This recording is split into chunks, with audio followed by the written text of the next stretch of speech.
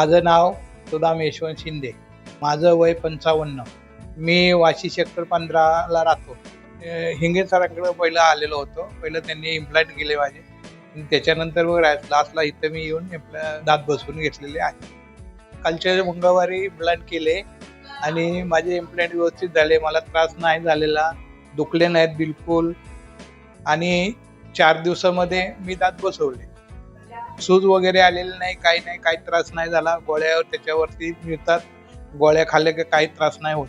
मंगळवारी सकाळी आल्यानंतर 2 वाजता माझे इम्प्लांट झाले. मी शुक्रवारी ट्रायल द्यायला आलो आणि शनिवारी माझे दात पूर्ण बसले.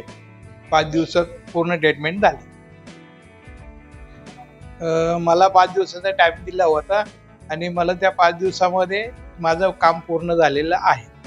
त्यावेळेस मला दात नव्हते, पण डॉक्टरला विचारलं मला बाबा दात बसवायचे.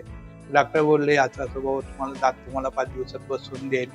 तर त्यांना विचारलं मी की बाबा माझा चेहरा व्यवस्थित आला पाहिजे, दात व्यवस्थित बसले पाहिजे आणि माझं 5 दिवसामध्ये दात बसवून झालेलं आहे. माझं सगळं जेवण्याचं, खाण्याचं, समजा गाजर खायचं, काकडी खायची आहे, त्या कुठल्या गोष्टीला अडचण नाही येत.